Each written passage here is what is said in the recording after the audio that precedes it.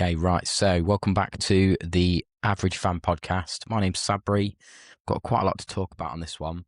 So, it's a bit later I'm recording this. I was hoping to get one out this morning or early afternoon. I'd actually stayed up quite late to watch the opening ceremony for the US, and I must admit I was quite disappointed. I think the Mexico one, which I'd already previously mentioned, was quite a disappointment. And I waited until I think it was 12:30 to watch the final opening ceremony. I managed to miss the Canada one. I thought it started at 7, but it actually started at 6:30. But I did go back to watch that, so I'll talk about that in a sec. But the US one, which I thought was going to be the best of the three, actually turned out to be the worst of the three, which is ridiculous. So I'll talk about that in a sec.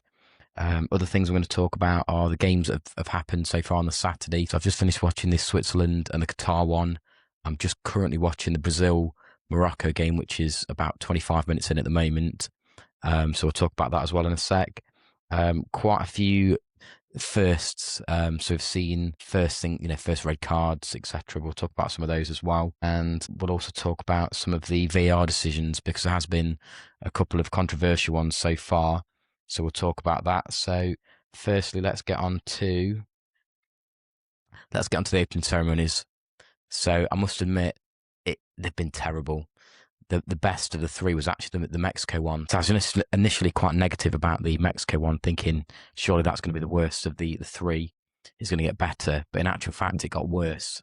The Canada one wasn't actually too bad. I went back and watched that today, and it was okay. Again, nobody was actually singing. Everybody was miming. I think I recognised one of the singers. Most of them were singing in Spanish, which I thought was quite strange.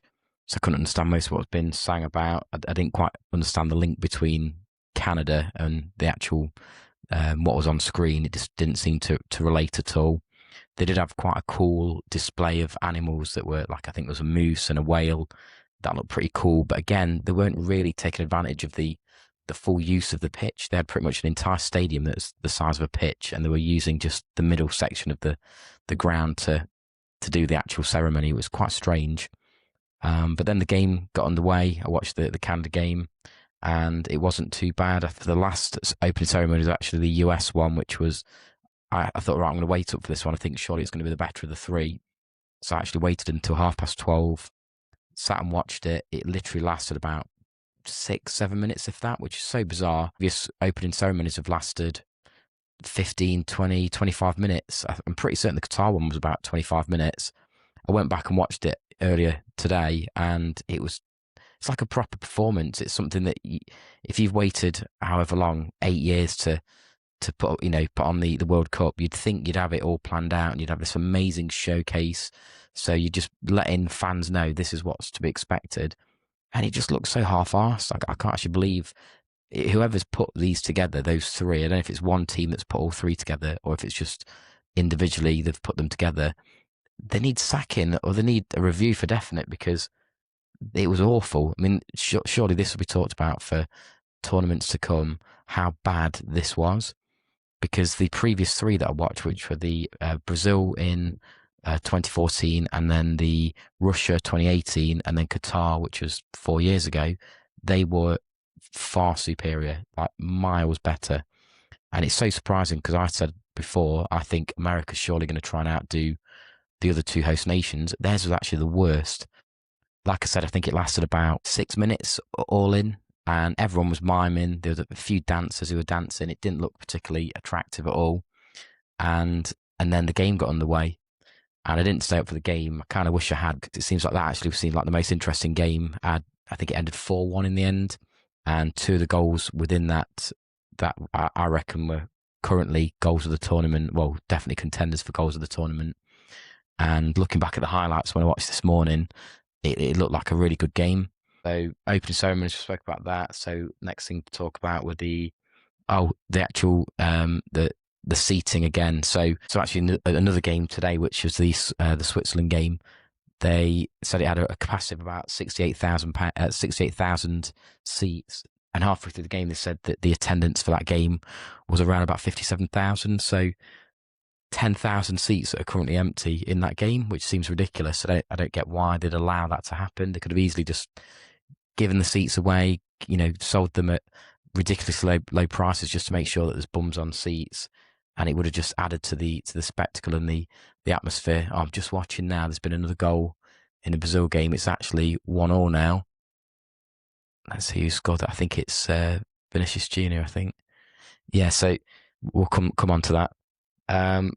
But I did manage to watch that game. It seemed like a pretty boring game in the end, to be honest with you. I thought it'd be quite a high scoring game. The USA game, I think, was 4-1 or 4-0. And I fully expected the Switzerland game to be the exact same because they were playing Qatar. And it was just so boring. They just couldn't hit a barn door. In the end, they were given a penalty, which, in my opinion, shouldn't have been a penalty. And other than that, I think they had 22 shots on target. Not a single one was going in. Their keeper did pretty well. He saved quite a few shots, but they could have had another 90 minutes and they would have had another 22 shots on target and they wouldn't have scored. So really, the only goal they actually scored was a penalty, which I don't think should have been awarded.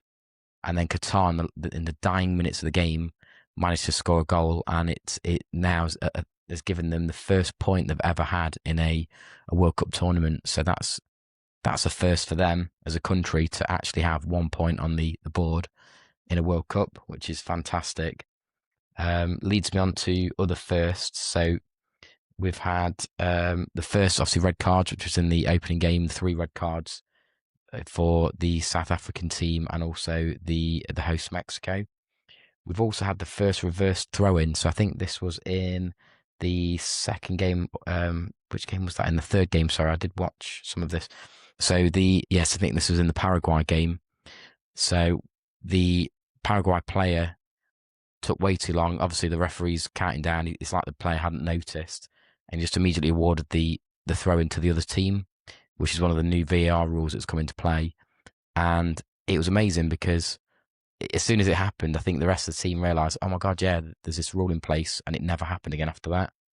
So fingers crossed, the more this happens early on in the tournament, I think it's going to really stamp out this time wasting that we've seen throughout the Premier League and other leagues, no doubt, as well.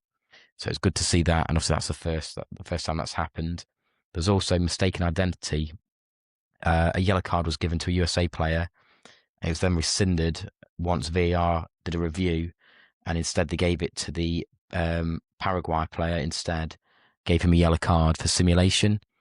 So it was really interesting to see that in action because it's so frustrating when you see that sort of thing happen, and it's so obvious that that player was diving or they've simulated, but there's nothing that can happen really. They've already given the yellow card, and that can then have a knock-on effect later in the game if that player then receives a second yellow, or if they're having to be a bit more tentative around challenges and going in for tackles because they think, well, I'm already on a yellow card, I daren't go in too hard just in case I get another yellow card. It can really change the dynamic of the game. But in actual fact, that USA player had that yellow card rescinded. In actual fact, the Paraguay player who was just diving, he got the yellow card instead. So it puts them on the back foot, which is how it should be. And from looking at the highlights, that didn't affect the game. If anything, it gave USA the advantage back, which they, clearly had and should have had and remained, because they've gone on to win. I think it was 4-1 actually, because Paraguay did score. The other thing, which is the first penalties. So this is the game that I've just watched earlier, which was the Switzerland versus Qatar. The Switzerland player gets manhandled by the goalkeeper, taken out completely. Both suffer injuries, but it's clearly a penalty. Up until the point where they then show the replay, and it's pretty obvious. I think it was Lee Dixon doing the commentary. He immediately notices it. I think that player is actually offside, and they show it quickly, and it's like, yep, he looks definitely offside. No doubt VAR is going to review this anyway as part of the penalty decision that's been given on field, and they'll no doubt say, actually no, it's an offside. Therefore, it means the penalty is not awarded. And whilst the goalkeeper and the player receiving treatment, they've continued doing the VAR check, which is bizarre because you're thinking they're now using this new offside technology, which apparently is even more improved than what it has been in. It's not a semi-automated offside anymore, I don't think. It has even more cameras. It's supposed to be much faster and better than it has been in previous leagues and tournaments it's been used. And this is now the most accurate offside technology that we have. So they say it's within centimeters, that they can actually measure. Apparently, they've 3D mapped every single player that's playing in the tournament, so everything's supposed to be utterly precise. And yet it took several minutes for them to actually end up having the wrong decision, from what I can see, from what everyone else, all the other pundits after the game and at half time said. It did not look like the penalty should have been awarded, because it looked like an offside. The trouble is, on screen, for obviously us at home watching and also for the commentators watching, they never showed what the VAR team were looking at. There's no lines. There's none of this, where they show the players in the semi-automated offside type screens where it'll show if it's a toe or a shoulder that's offside. None of that was shown. They kept repeating the same clip, the same angle of camera, where to us who were watching it, it looks clearly offside. And yet they kept repeating that same angle over and over again. And yet other things within the game where they were showing like a goal opportunity or whatever it is, they kept showing on multiple angles of this same incident. And yet when it came to a really important incident, which is where they gave a penalty, they only kept showing the same angle over and over again, which to us looks like an offside. And then even after the penalty's been awarded, obviously they score from that. Afterwards, when they asked the referee on ITV, this referee who's been helping out with doing some of the punditry, they said, "Oh, what's your opinion on this? Why weren't we showing the different angles, the lines, whatever it was, the proof that they decided was enough evidence that a penalty should be given? It clearly was onside, therefore the penalty stands."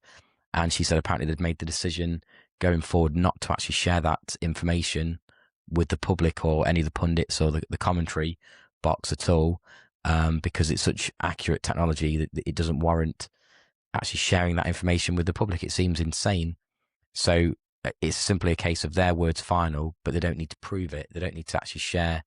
I mean, surely the burden of the proof is on them to show us, the fans, that this technology that we're all a bit hesitant to trust is actually working correctly, because it wouldn't surprise me if this is one of those decisions which will come out later down the line in a review where they'll leak information or decide to release information where it quite clearly shows a mistake was made or the wrong decision was made. Because as far as I'm concerned, on the little information they provided, I think they've got that wrong. And every single one of the other pundits and commentators who were talking about it said the same thing. Even the referee, who's the pundit, the lady, even she said from what she could see, it looked offside as well. So it's bizarre that they would choose in a tournament as big as the World Cup to use this new technology and then show absolutely no evidence and no proof of how that technology works and how they come to decisions that they've made. Because the odd thing is, in every other example of VAR, whether it's in the Premier League or anywhere else, they still always show those lines. So even if you don't agree with the decision that's made, at least you can see where they've come to that decision, how they've made that decision. Whereas in this instance, that was it. No, it's onside, it's a penalty, and then Switzerland score from that. It's a shame, really, because, like I said, they had 22 shots on target and did nothing with it. The only goal they scored was from a penalty that was given to them, as far as I can see. And then Qatar actually scored. They didn't have many chances, but they managed to put one in the back of the net to draw. But really, maybe that should have been 1-0 to Qatar, because other than that penalty, Switzerland weren't scoring. So it is a shame, really, to see that. And my worry is that this sort of technology is going to end up being the thing which we're so unlucky as a country. This will be the one thing that'll be our downfall, no doubt. We'll have a similar incident happen and we'll be disappointed as fans and as a nation, because something will go against us when it shouldn't have. It should have been an offside or whatever it might be. So I'm just worried this sort of thing might come to haunt us, really, in the future as England fans. Also leads me on to a few of the new VAR rules, one of which was this new rule that they're actually going to check the VAR review for anything that goes out for a corner. If they deem it's actually come off the attacking player, so therefore it shouldn't be a corner, it should be a goal kick, VAR can step in and say, no, it's come off the other player, it's definitely not a corner, and obviously remove that, and it'll be a goal kick instead. The only thing is, if it comes off the defender, and they've awarded a goal kick, but in actual fact it should be a corner, VAR don't step in to say, no, it should be a corner. So it seems really weird that they're only choosing to go one way on this, which is only serving to penalise the attacking team. So it's very much in favour of the defending team, which I can't stand. I much prefer more goals. It's way more exciting the more goals there are. So I think it should always be in favour of the attacking team, which is why I think some of these decisions, another VAR rule is that if, for instance, there's any, during a corner, if the attacking team were to foul one of the defending teams, so having a bit of a tussle in the box and the ball comes in, before the ball's kicked, if there's any foul committed on the defending team, they immediately restart the corner. I'm pretty certain that's what the rule was. So it's only penalising the attacking team. It's not penalising the defending team, which seems really strange. A lot of these VAR rules almost serve to remove goals, to remove the benefit to the attacking team, which I just don't get. It should always be the advantage is to the attacking team. And I don't know, it just seems some of those rules are a bit bizarre. So I like some of them. So one of them is the countdown for the throw-ins. If a player takes longer than 5 seconds from when the referee decides that they're taking too long, he'll do a countdown on his fingers. And if he decides that they're taking over 5 seconds, they'll then reverse the throw-in, so the opposite team then get the throw-in. I think that's great. It's going to prevent time wasting. It's going to help teams just to keep the momentum of the game going. And the same applies to corners. So if they take too long to take a corner, they'll award a free. It'll just be a goal kick, I believe. And if they take too long taking a goal kick, it'll be a corner. Again, I think there's 5 seconds. It might be 7 seconds in that instance. So that's pretty cool. I think all those sort of things help to reduce time wasting. So well up for that. The other rule is the mistaken identity. So like I said already, the example with the yellow card, if they have given a yellow card to the wrong player, they can rescind that. I think it also applies as well to a second yellow card. So if they give a second yellow card to a player, and obviously that would then end in a red card, player sent off. If they realise the VAR can step in at that point and say, no, sorry, that's not worthy of a yellow card. It's not worthy of sending off a second yellow, which can really change the result in a game. Because if a player's on two yellows, or if it means missing a game, that's obviously going to have an impact on them further in the tournament. So I'm well up for that. I think that's actually quite a good thing, just as long as it doesn't take long. So if it's going to take 3, 4, 5 minutes to get to that decision, I think as long as it doesn't impact, they're on about time wasting for the players and not wanting the players to waste an extra 4 or 5 seconds taking a throw in. But if VAR taking 3 or 4 minutes to come to a decision, that's hindering the game as well. So everything just needs to be quicker as far as I'm concerned. VAR as well. One of the things I thought was quite interesting is on the ITV coverage, I think it was, they were talking to Wayne Rooney, and he was talking about how the conditions, the heat conditions, are really going to play a part in all the teams who aren't really used to some of these heats and climates, such as ourselves, such as England. He said when he was playing in the MLS, in one game he'd lost 7 kilos, and that's when he was playing in, I think he said LA. And then a few days later, he was playing in another city, and I think he said it was -7, and it had been over 20 degrees, but obviously the humidity in the other ground that he was playing. So it was a shift of over 25 degrees in the space of a couple of days. And it's mental to think that he'd lost 7 kilos during one game. So the impact that has on their fitness, their health in one game, in literally 90 minutes of playing, is crazy. I know they have got the hydration breaks in this tournament. I'm not a massive fan of it, I must admit. And I don't think they're necessary. I know they have to be consistent, but I don't think it's necessary to have it in every single game if the weather doesn't really require it. Because all I've seen so far is every time there's been a goal and then a hydration break very soon afterwards, it's just completely killed the game. So in one of the games of the night, they scored, and within literally 2 minutes, hydration break, and then there was nothing after that for about 10 or 15 minutes. It really killed the dynamic of the game. The whole momentum was just done for that rest of that half. And the game I've just watched, the Qatar game, same thing happened. There was a hydration break. I think they were during the middle of a corner. They were literally about to take a corner, and then he blew the whistle for the hydration break. So then they went and had a 3-minute break, and then came back to take the corner. It was so bizarre. And then another time they had a hydration break in the second half, and music was playing. So they obviously had the hydration break for 3 minutes. There was music playing, and they waited until they finished playing the music for the fans until they blew the whistle to finish the hydration break. It's like, what comes first? What's the priority here? Is it sponsorship and advertisement, or whatever, or is it the football? And it seems to be that there's a lot of other things that are actually priority in this tournament above the football, which is really bizarre, really strange. The other thing was I spoke about the delays for the games that had the opening ceremonies. I think the first game was delayed by about 10 minutes because of the ceremony, which wasn't too bad. And the England game was delayed for an hour because of adverse weather. What I hadn't realised is actually because of how bad some of the conditions can be over there, because it's hurricane season and whatnot. Apparently, if lightning's detected within 8 miles of a game, the game's delayed for 30 minutes.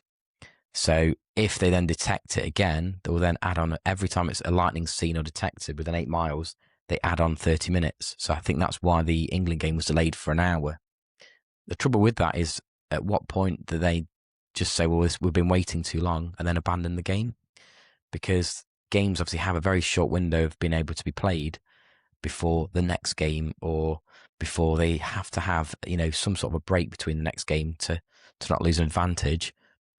How long does that go on for with adverse weather, the extreme weather conditions and weather types that you can see over in America, before they'd either abandon a game, or, what's the contingency for that sort of thing? And also, how long can the players be without playing before they are then at risk of injury because they've been not warming up, or not warmed down properly because of waiting for this game to resume? And even for us as fans, at first I was thinking it's great. The game times aren't too bad. They're at 9 o'clock and 10 o'clock for our games. But actually, if we have to keep delaying it for half an hour, some of our games, could potentially start at 11, half 11, 12 o'clock.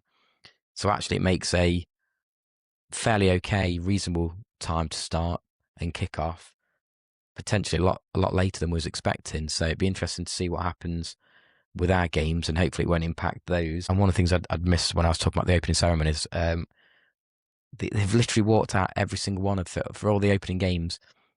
They've walked out the entire squad of 26 players onto the field to do the national anthems. Everything just seems so over the top.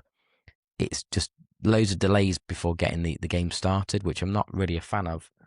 And I don't know why all 26 players need to be fully kitted out, even the ones who aren't even on the bench, just to stand and have the national anthem. It just seems a bit extra, a bit over the top. Getting back to some of the games, USA, they won 4-1 in their match, and I'd say their third goal and fourth goal are currently contenders for goal of the tournament so far.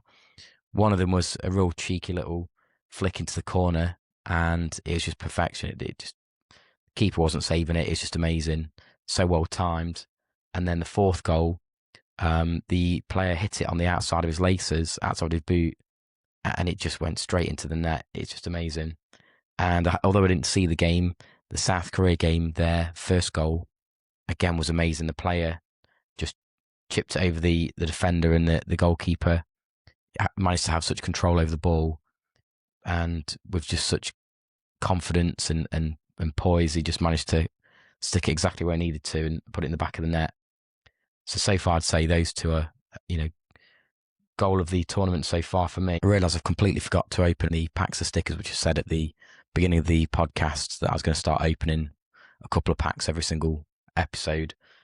I did manage to open a few with my daughter today and have a look through the actual album itself, and I was quite surprised to see how good the album was. So much information in there. There's loads about the teams, loads about their route to the tournament, so what games they've played in their group stages, what games have played if they had a little knockout to get into the World Cup itself, like I think Turkey did. And it's interesting to see the different routes, that the different types of the UEFA and whatever it is. to get into. Not all of them are the same, and it was just quite nice to be able to see all that information within the book. It gives you space to write down the scores of each of the games, so I'm going to start logging all the scores in that as well. And it also made me realise that I'd said about there being, I think it was over 900 stickers to complete the album, and it seemed ridiculous. I was completely forgetting there are actually 48 teams now in this tournament, so it's no surprise there are going to be a lot more stickers.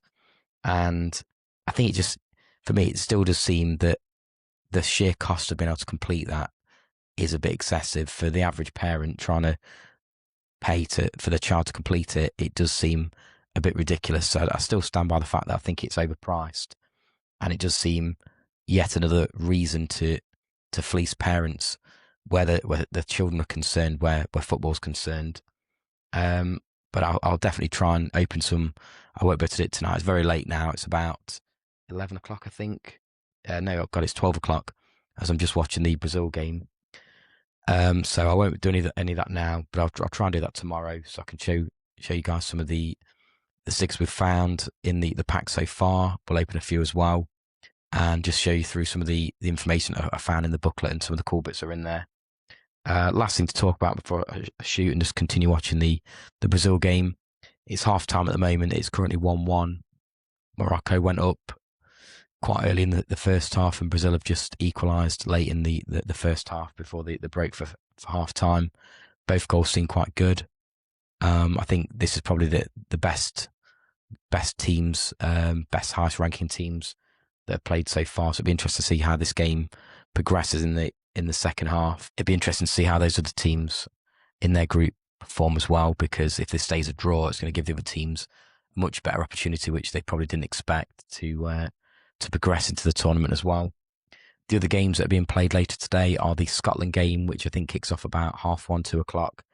Definitely won't be staying up for that one. I would have hoped to have watched it, but it's far too late, unfortunately. I had quite a late night watching the opening ceremony for USA, and quite an early morning, obviously, with 2 children this morning. So I'm going to try and stay for as much of the second half of this as I can, because I kind of want to wake up early if I can to watch the Turkey game. That kicks off at 5. So fingers crossed I can get up and watch some of that. Maybe I'll get up for the second half and catch some of that. It'd be interesting to see how Scotland perform. I think they're playing Haiti in their first game, so you'd hope it'd be quite an easy one for them. But I guess you can never write teams off. That's the whole point of this tournament. It's, the whole reason we have, predictions on underdogs is because teams come out of nowhere. Qatar have done it today. They've humbled Switzerland. Switzerland should have easily bagged 5-6 goals just in the first half, and they should have put the game to bed way before the Qatar goal. But they've drew now, and they've left their group wide open. All of the teams in their group have now got 1 point. I think it was draw in both games. So interestingly, they've said that if there's draws, so obviously a lot of teams can finish third and still progress. So third place, only 8 of 12 teams in the 12 different groups can progress into the rest of the tournament. The 8 best teams will be deemed on points first. If they have the same points, it will then go to whichever has the least yellow or red cards. After that, I'll then go to whoever had, I think, the least amount of, is it corners, I think, or most corners, whatever it is. But then it eventually boils all the way down to whoever has the highest ranking in FIFA, which for Qatar, no doubt that's probably Qatar. But if you were to look at the performance they played against Switzerland, it'd be a shame if Switzerland were to progress, if they're on the exact same points, everything's the same, bar their ranking in FIFA, because that'd be so sad if they don't progress based on that, just because of ranking. There has to be, I'd much rather see it be a coin toss, because that to me is a much fairer way of dealing with this, because at least that way it's 50-50 on the day. What's come before then is irrelevant. All that matters is going forward. In the tournament, they've both performed the exact same, and it should just be a coin toss, a game of chance instead that puts them through. So I really do hope that it doesn't end that way in this group, because that would be disappointing.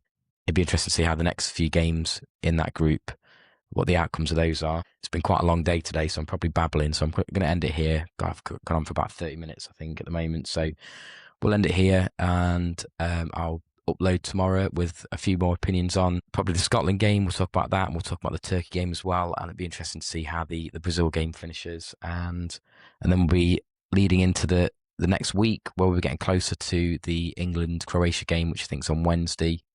So yeah, we'll leave it there. We'll hope to see you tomorrow.